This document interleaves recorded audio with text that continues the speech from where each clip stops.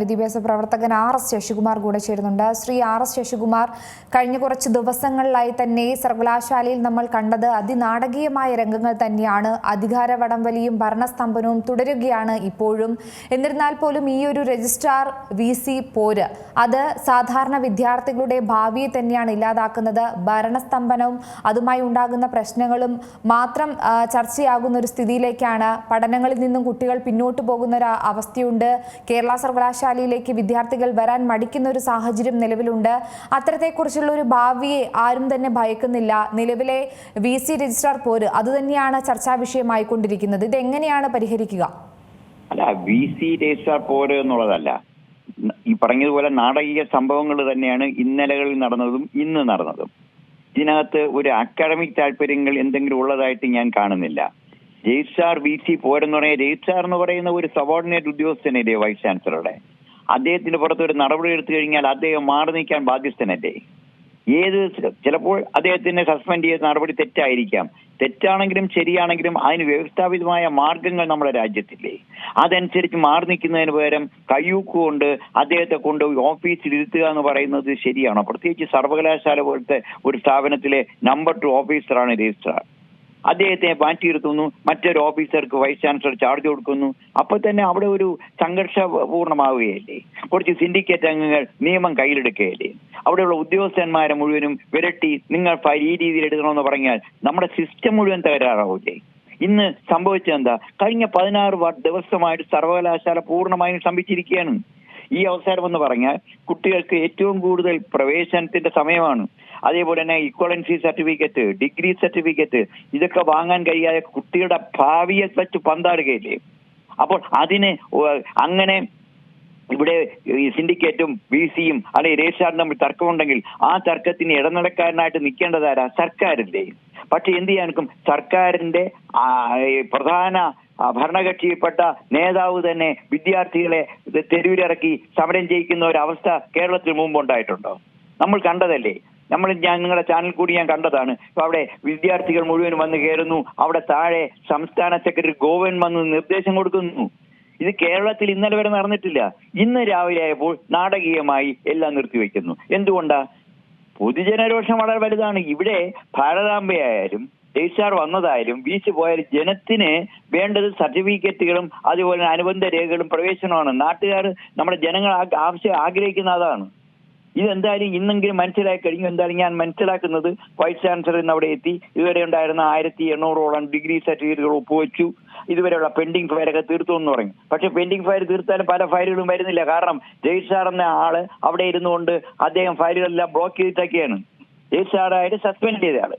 ആദ്യം ചെയ്യാനുള്ളത് ഇപ്പോൾ നാടകീയമായ സംഭവങ്ങൾ അരങ്ങേറിയ സർവകലാശാലയിൽ എന്തായാലും പാർട്ടി CPM തന്നെ എടുത്തു പറയട്ടെ, CPMന്റെ നിർദ്ദേശപ്രകാരമായിരിക്കാം ഇന്ന് SFI വിദ്യാർത്ഥികൾ അവിടെ വന്നിട്ടില്ല. കാരണം ഞാൻ മറ്റു സംഘടനകളെ കുറിച്ചൊന്നും പറഞ്ഞില്ല. ഈ AIFും KEC ഒക്കെ നാമമാത്രമായ പ്രൊട്ടസ്റ്റ് നടത്തിയിട്ടുള്ളൂ. അവർ നടത്തിയിട്ടുള്ള സർവകലാശാലയുടെ ഈ സ്തംഭനം ഒഴിവാക്കണമെന്നാണ്. ഇതല്ല, ഇത് വിദ്യാർത്ഥികൾക്ക് ആവശ്യമില്ലാത്ത പ്രശ്നം. ഒരു ഭാരതാംബയുടെ പേര് പറഞ്ഞുകൊണ്ട് വിദ്യാർത്ഥികൾക്ക് എന്താ വേണം? അത് പറയുന്നതിന് വേണ്ടി രാഷ്ട്രീയ നേതാക്കളുണ്ട്. ഭരണകക്ഷിയുടെയും പ്രതിപക്ഷവും ഒറ്റക്കെട്ടായിട്ടാണ് ഭാരതാംബ എന്ന് പറയുന്നത് നമ്മുടെ ഗവർണറുടെ ഓഫീസിൽ വെക്കുന്നതിന് വിലക്കുന്നു എന്ന് പറയുന്നത്. അത് യൂണിവേഴ്സിറ്റിയിൽ ഒരു പ്രൈവറ്റ് ഫംഗ്ഷൻ ആരോ ഉണ്ട് ഒരു പടം വെച്ചതിന് ഇവിടുത്തെ സിൻഡിക്കേറ്റ് അംഗങ്ങൾ എന്ന് പറയുന്നവർക്ക് എന്ത് വേണം? അല്ലെങ്കിൽ ഇവിടുത്തെ വിദ്യാർത്ഥികൾക്ക് എന്ത് വേണം? അത് വിദ്യാർത്ഥി പ്രശ്നം അല്ലല്ലോ.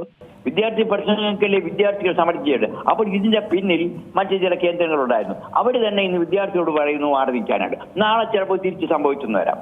എന്തായാലും ഞാൻ ഇതിന്റെ നെറ്റ് റെസപ്റ്റ് എന്ന് പറയുന്നത് ഈ അഡ്മിഷൻ സമയത്ത് ഞങ്ങൾ മനസ്സിലാക്കിയിടത്തോളം നിരവധി വിദ്യാർത്ഥികൾ കേരള സർവകലാശാലയിൽ അഡ്മിഷന് വേണ്ടി വന്ന നിരവധി വിദ്യാർത്ഥികൾ ഇന്ന് യൂണിവേഴ്സിറ്റി വിട്ട് അന്യ സംസ്ഥാനങ്ങളിൽ പോയി കഴിഞ്ഞു.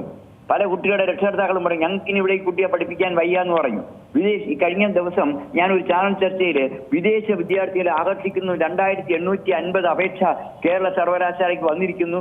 ഇറ്റലി, അമേരിക്ക, കാനഡ, ഫ്രാൻസ് തുടങ്ങിയ രാജ്യങ്ങളിലെ കുട്ടികൾ വരികയാണ്. നമ്മുടെ കുട്ടികളുടെ പഠനം പോലും ചിലപ്പോൾ ദോഷകരമായി ബാധിക്കുമെന്നൊക്കെ ഈ വീമ്പ് പറയുന്ന ഈ തള്ളൽ മാത്രം നടത്തുന്ന CPM നേതാക്കൾ ഒരു കാര്യം കാണുക. ഇന്നലെ യൂണിവേഴ്സിറ്റിക്ക് ആകെ വന്നിരിക്കുന്ന ലിസ്റ്റ് ഇവിടത്തേക്ക് ഓപ്റ്റ് ചെയ്തിരിക്കുന്ന 90 കുട്ടികളാണ്. അതിൽ തന്നെ 12 കുട്ടികളെ വന്നിട്ടുള്ളൂ. അവിടെ വിദേശ കുട്ടികൾ പോലും മറ്റ് സംസ്ഥാനത്ത് യൂണിവേഴ്സിറ്റിയിലേക്ക് പോകുന്ന ഒരവസ്ഥ ഉണ്ടാക്കി വെച്ചത് ഇവിടുത്തെ സർക്കാരാണ്, ഇവിടുത്തെ CPM ആണ്. ഇനിയെങ്കിലും അവർ കണ്ണു തുറന്ന് കാണാൻ തയ്യാറാവുക. ഏറ്റവും ഇന്ത്യയിൽ അറിയപ്പെടുന്ന ഒരു സർവകലാശാല, കേരളത്തിനെ സംബന്ധിച്ചിടത്തോളം മറ്റ് സർവകലാശാല മാതൃ സർവകലാശാല, അതിനെയാണ് ഇവർ തള്ളുന്നത്. അവരുടെ വ്യക്തിവൈരാഗ്യങ്ങൾ മാറ്റിവെച്ചുകൊണ്ട് ഇനിയെങ്കിലും കണ്ണു തുറന്ന് കാണാനും സർവകലാശാലയുടെ പ്രവർത്തനങ്ങളോട് സഹകരിക്കാനും വൈസ് ചാൻസലറും രജിസ്ട്രാറും ഗവൺമെന്റും ഗവർണറും ഒരേ മനസ്സോടുകൂടി പോകാനുള്ള നീക്കം CPM-ന്റെ ഭാഗത്തുനിന്നുണ്ടാകണം എന്നാണ് എനിക്ക് പറയാനുള്ളത്. സർ, ഒരു കാര്യം കൂടെ, കഴിഞ്ഞ പ്രാവശ്യത്തെ ഒരു പ്രതിഷേധം നമ്മൾ കണ്ടതാണ്. നൂറുകണക്കിന് പ്രവർത്തകരായിരുന്നു ഇത്തരത്തിൽ പ്രതിഷേധവുമായി നിരത്തിലിറങ്ങിയത്. അത് തിരുവനന്തപുരത്തു നിന്നല്ല, മറ്റു ജില്ലകളിൽ നിന്ന് പോലും പ്രതിഷേധക്കാർ എത്തി എന്നുള്ളതും അതിശയിപ്പിക്കുന്ന ഒരു കാര്യം തന്നെയായിരുന്നു. പക്ഷേ സാർ നേരത്തെ സൂചിപ്പിച്ചപ്പോൾ തന്നെ ഇതൊന്നും ഭാവിയിലേക്കുള്ള പഠനത്തിനോ അല്ലെങ്കിൽ കുട്ടികളുടെ ക്ഷേമത്തിനോ വേണ്ടിയുള്ളതല്ല. ഇതാ തീർത്തും ഒരു രാഷ്ട്രീയ വൈരാഗ്യം തീർക്കാനുള്ള ഒരിടമായി യൂണിവേഴ്സിറ്റികളെ മാറ്റുന്നത് അത് ശരിക്കും തടയിടേണ്ടേ? അല്ല, അതാണ് ഞാൻ പറഞ്ഞത്. ഇതെന്താ, ഈ കഴിഞ്ഞ ദിവസങ്ങൾക്ക് മുമ്പ് കേരളത്തിൽ ഒത്തിരി പ്രശ്നങ്ങളുണ്ടായി. കാരണം ആരോഗ്യ മേഖല നമ്പർ 1 ഇന്ത്യയിൽ ഏറ്റവും ഉറ്റുനോക്കുന്ന ലോകരാജ്യങ്ങൾ പോലും കേരളത്തിലേക്ക് ചികിത്സയ്ക്ക് വരാൻ പോകുന്നു എന്ന് വീമ്പ് പറഞ്ഞു വയ്ക്കുന്ന സർക്കാർ, നമ്മുടെ മുഖ്യമന്ത്രി തന്നെ ഏറ്റവും അദ്ദേഹത്തിന്റെ സ്വന്തം ജീവൻ രക്ഷിക്കാനായിട്ട് അമേരിക്കയിൽ പോയിരിക്കുന്ന ഘട്ടം, ആ അവസരത്തിൽ കോട്ടയത്ത് നടന്ന സംഭവങ്ങളെല്ലാം നമ്മൾ കണ്ടതല്ലേ. കീം പരീക്ഷയിൽ ഇന്ന് വരെ ഇല്ലാത്ത രീതിയിൽ എഞ്ചിനീയറിംഗ് പരീക്ഷയുടെ റിസൾട്ട് മുഴുവൻ, റാങ്ക് പട്ടിക മുഴുവൻ റദ്ദാക്കേണ്ട ഒരു അവസ്ഥ വന്നു ചേർന്ന കേരളത്തിലല്ലേ. അപ്പൊ ഇങ്ങനെയുള്ള സംഭവങ്ങൾ ഉണ്ടായി ജനശ്രദ്ധ അപ്പോൾ മാറ്റിവെക്കുന്നതിന് വേണ്ടി കണ്ടെത്തിയാണ് കുട്ടികളെ കൊണ്ട് ഭാരതാംബയുടെ പേര് പറയുക. ഭാരതാംബ വിഷയം ഇവിടെ കേരളത്തിലെ വിദ്യാർത്ഥികൾക്കൊന്നും ഒരു വിഷയമല്ല. അവരെങ്ങനെയാണെങ്കിൽ ചെയ്യട്ടെ. ഇവിടെ 4 വർഷ കോഴ്സ് തുടങ്ങി, അതിന്റെ സിലബസ് ഇപ്പോഴും പൂർത്തിയാക്കിയിട്ടില്ല. 2 വർഷത്തെ സിലബസേ ഉള്ളൂ. 4 വർഷത്തെ സിലബസ് ശരിയാകാതെയാണ് കോഴ്സ് നടത്തുന്നത്. കുട്ടികൾക്ക് എന്ത് പഠിക്കണമെന്ന് അറിയില്ല, അധ്യാപകർക്ക് അറിയില്ല, അധ്യാപകർക്ക് കൊണ്ട് ഓറിയന്റേഷൻ കൊടുത്തിട്ടില്ല. അതിനെതിരെ കുട്ടികൾ സമരം ചെയ്യട്ടെ. ഇപ്പൊ പരീക്ഷാ ഫീസുകളും യൂണിവേഴ്സിറ്റി ഫീസുകളും 5 ഇരട്ടി വർദ്ധിപ്പിച്ചു. അതിനെതിരെ ഒരു സമരം ചെയ്യട്ടെ. അതിന് പകരം എവിടെയെങ്കിലും ഒരു ഭാരതാംബയുടെ കൊടി കാവിയായി പോയി, അത് ത്രിവർണമായി പോയി എന്ന് പറഞ്ഞു പിള്ളേർക്ക് എന്താ വേണം? ഇതിന്റെ പിന്നിൽ മുഴുവനും ജനശ്രദ്ധ തിരിച്ചുവിടുന്നതിന് വേണ്ടി കുട്ടിക്കുരങ്ങിനെ കൊണ്ട് ചുടുചോറ് വാരിക്കുന്ന പോലെ പാവപ്പെട്ട പിള്ളേരെ വഴിയാധാരമാക്കുക. പല പിള്ളേരും റിമാൻഡ് ചെയ്ത് അകത്തായി. അവനൊക്കെ നാളെ വെളിയിൽ പോകണമെന്ന് പാസ്പോർട്ട് പോലും കിട്ടാക്കാത്ത അവസ്ഥ ഉണ്ടാക്കി വെക്കും. അങ്ങനെ കുട്ടികളെ കുരുക്കിയാൽ ഇവിടെ റൗഡി എലിമെന്റ്സിനെ ഉണ്ടാക്കുക എന്നുള്ള ഒരു ലക്ഷ്യം ഗവൺമെന്റിന്റെ നേതൃത്വത്തിലുള്ള CPM-നുണ്ട്. അതാണ് ഇവിടെ അരങ്ങിയത്.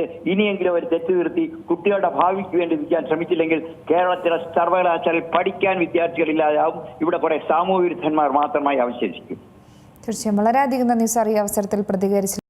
ഏറ്റവും പുതിയ വാർത്തകളും വിശേഷങ്ങളും വിരൽ തുമ്പിലറിയാൻ Zee മലയാളം ന്യൂസ് എല്ലാ ഡിജിറ്റൽ പ്ലാറ്റ്ഫോമുകളിലും ലഭ്യം.